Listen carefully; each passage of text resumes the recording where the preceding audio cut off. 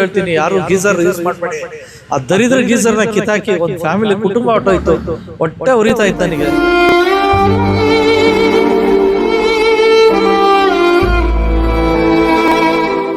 Sir, ಇದು ಹುಡುಗಿಗೆ ಒಂದು 7:15 ಅವ್ರ ಗಂಡನ ಹತ್ರ ಮಾತಾಡಿದ್ದಾರೆ, ಊಟ ಮಾಡಿದ್ದಾರೆ. ಊಟ ಮಾಡ್ಕೊಂಡು ನೀನು ಅಂತ ಹೇಳೋರೆ. ಆ ಹುಡುಗನಿಗೆ ಸೆಕೆಂಡ್ ಶಿಫ್ಟು. ಆ ಹುಡುಗ ಬಂದು 11 ಗಂಟೆಯಲ್ಲಿ ಬಾಗಿಲು ತೊಟ್ಟಿದ್ದಾನೆ, ತೆಗೀಲಿಲ್ಲ. ನಮ್ಮನ್ನ ಎಬ್ಬರಿಸ್ತಾ ನಾವು ಎದ್ದು ಬಂದು ನೋಡ್ದು. ಹಿಂದೆಗಡೆ ಸ್ನಾನಕ್ಕೆ ಹೋಗೋಳೆ ಹುಡುಗಿ.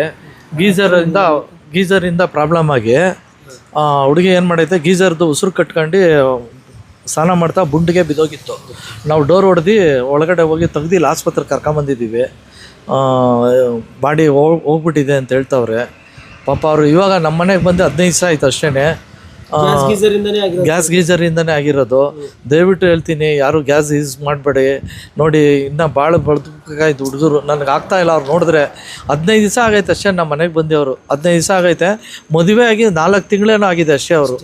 ನೋಡಿ, ಈ ಥರ ಯಾರು, ದಯವಿಟ್ಟು ಹೇಳ್ತೀನಿ, ಯಾರು ಗೀಝರ್ ಯೂಸ್ ಮಾಡಬೇಡಿ. ಆ ದರಿದ್ರ ಗೀಝರ್ನ ಕಿತ್ತಾಕಿ ಒಂದು ಫ್ಯಾಮಿಲಿ ಕುಟುಂಬ ಹೊಟ್ಟೋಯ್ತು. ಹೊಟ್ಟೆ ಉರಿತಾ ಇತ್ತು ನನಗೆ. ದಯವಿಟ್ಟು ಯಾರು ಗೀಝರ್ ಯೂಸ್ ಮಾಡಬೇಡಿ. ದಯವಿಟ್ಟು ಯಾರು ಯೂಸ್ ಮಾಡಬೇಡಿ. ಒಳ್ಳೆ ಕೆಲಸದಲ್ಲಿದ್ದಾನೆ ಪಾಪ. ಒಳ್ಳೆ ಹುಡುಗ ಪಾಪ. ಜೋಡಿ ಚೆನ್ನಾಗಿದೆ ಅದು ಪಾಪ. ನೋಡಿ ಆ ಥರ ಇದೆ. ದೇವರು ಕರುಣೆ ಸರಿಯಿಲ್ಲ. ದಯವಿಟ್ಟು ಯಾರು ಗೀಝರ್ ಯೂಸ್ ಮಾಡಬೇಡಿ. ಕೈ ಮುಗಿದು ಕೇಳ್ತೀನಿ. ಹೊಸ ಮದುವೆ ಹೆಣ್ಣು ಗಂಡು ನೋಡಿ ಪಾಪ ಅವ್ರು ಹೆಂಗಾಗೋಗಿತ್ತು ಜೀವನ. ಆ ಹುಡುಗನ ಕತೆ, ಆ ಹುಡುಗಿ ಮನೆಯವ್ರ ಕತೆ ಎಲ್ಲ ನೋಡಿ ಹೆಂಗಾಗಿದೆ. ಆದರೆ ಯಾರಿಗೂ ಈ ಥರ ಆಗೋದು ಬೇಡ. ಸಾಕು, ಇನ್ನು ಹೇಳೋಕ್ಕಾಗಲ್ಲ ಅಷ್ಟೇ. ಮನೆ ಡೋರ್ ಕ್ಲೋಸ್ ಮಾಡ್ಕೊಂಡಿದ್ರೆ ಸರ್? ಡೋರ್ ಮಾಡ್ಕೊಂಡು ಅವರು ಸ್ನಾನ ಮಾಡಿ ಒಳಗಡೆ ಆಗಿರೋದು. ನಾವು ರಾತ್ರಿ 11 ಗಂಟೆಗೆ ಹೊಡೆದಿದ್ದೀವಿ. 7 ಗಂಟೆಗೆ ಆ ಹುಡುಗನ ಹತ್ರ ಮಾತಾಡಿದ್ದಾರೆ. ಹೀಗಾಗಿದೆ.